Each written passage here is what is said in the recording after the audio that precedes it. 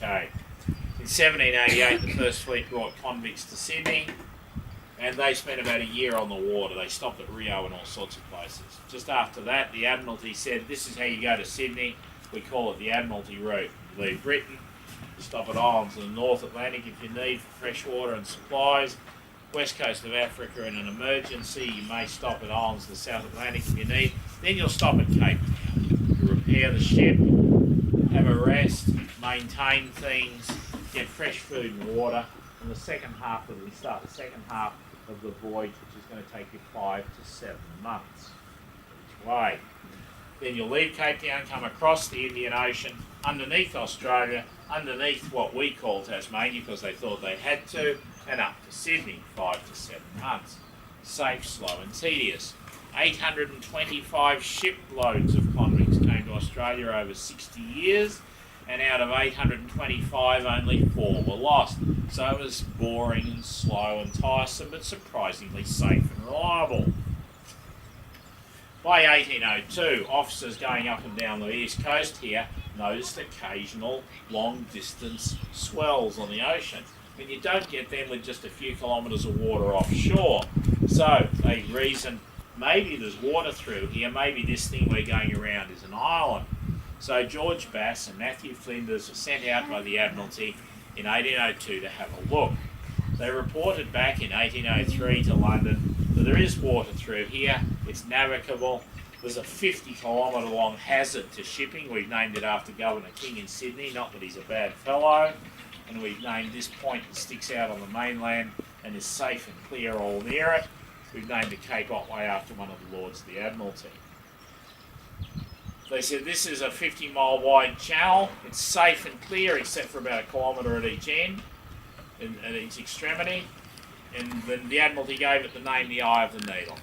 In 1803, the Admiralty in London said, if you want to save 2 weeks on your trip to Sydney by not going around Tasmania, use the shortcut, you must enter through the Eye of the Needle. If the weather blows from west to east, southwest, you must enter through the Eye of the Needle because Bass Strait is shallow, stormy and dangerous. You must enter in daylight. 1803. People did this on the way to Sydney, everyone, it was like a highway. Worked well. In 1835, 2 things happened. Second generation Tasmanian sheep farmers started to settle the unoccupied by Europeans mainland of the Australian continent adjacent. 1834, the Hendy family were the first permanent settlers of starting Portland. And in 1835, halfway through the year, Gellibrand, Batman and several other families chartered a sailing ship, came across Bass Strait through Port Phillip Heads and camped on the banks of the freshwater river they called it. We call it the Yarra. And that was the start of Melbourne in mid-1835. 2 weeks later, unrelated, 2 weeks after Batman and company camped on the banks of the Yarra, one of the last old-fashioned convict ships bound for Sydney entered the Eye of the Needle.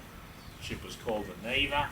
Out of 825 shiploads of convicts, it was the only one by chance to have female convicts only. It had sailed from Cork in Ireland and also had 55 of their little children on board. The Neva entered the Eye of the Needle. They were a bit close to King Island, but they could see they'd entered the Eye of the Needle safely, they thought. And as it was a clear night, they decided to break the Admiralty's 1803 rule about going in darkness, and they kept going. They hadn't done a detailed survey of Bass Strait before 1835, and the unfortunate Neva discovered the Navarine Reef, razor-sharp granite just below the surface of the water, and was wrecked in dead of night. 260 people died on the wreck of the Neva in 1835. The survivors included about 10 or 12 of the crew, 5 or 6 of the convict women, and none of the 55 little children. In the first half of the 1840s, there was a financial crisis in the Australian colonies, and nothing got built. By 1845, transportation of convicts to the Australian mainland had stopped, and Little Melbourne had grown to a town of over 20,000 people in 10 years flat. Desperately needing people to grow fresh, locally grown food, raise farm animals for food production, and all the building trades. for the first 10 years of Melbourne, they paid taxes or made to pay taxes to the government of the colony in New South Wales and Sydney, of which they were called the Port Phillip district. And yet at the end of their first 10 years, they were still waiting for their first bridge across the Yarra, their first hospitals, schools, courts, jails, wharf, port facilities, roadworks, drainage, safe, clean drinking water supply, everything they needed. They were still waiting for it, and they were getting angry and unhappy. They were also waiting for the 7 lighthouses. Then, to add injury to insult, up in Sydney, large sailing ships start arriving with thousands of poor, single adults and young families. Poor people, their fares paid by various charities in Britain, and organised for the British government, the first immigrants. One immigrant only from Melbourne survived. He was so traumatised by his injuries and the death of his wife and his large family that he never worked again. Melbourne went absolutely crazy with grief and anger over Cataraqui and said enough is enough. No lighthouses, Sydney's fault, like no water, no bridges, no roads, no anything else. We need to define a border. We need to be a separate colony based in Melbourne. We need to tax ourselves and build for ourselves what we need, or else we're never going to get it.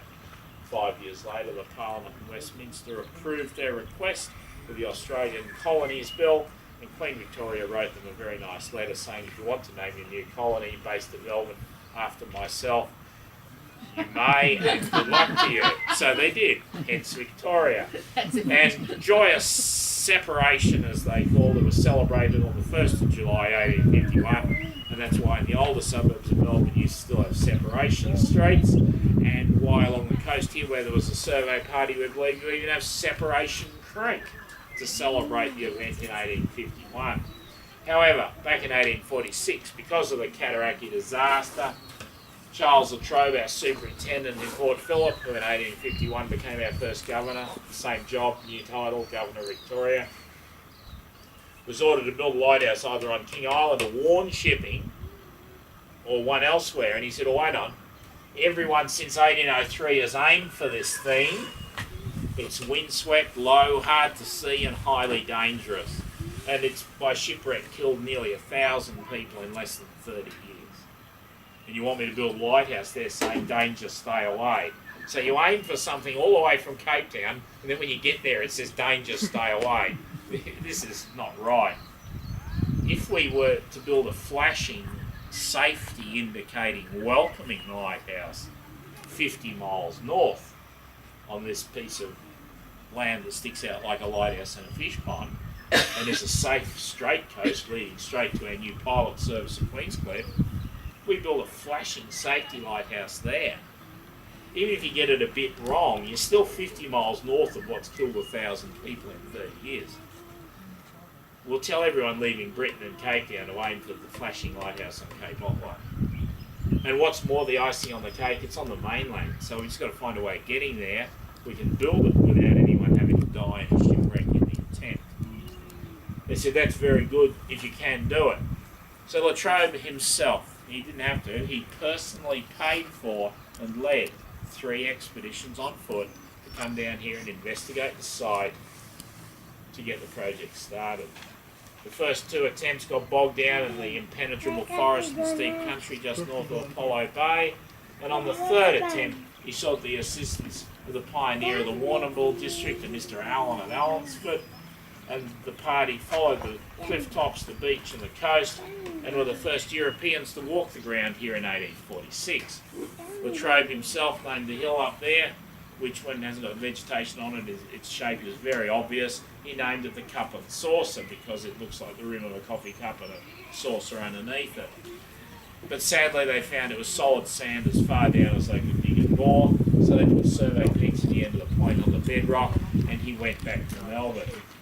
He organised the hiring of 20 stonemasons, 50 labourers, and the supply of 3 huge wooden bullock-drawn wagons for a party to set out from Melbourne to build a road to get down here to then build a lighthouse.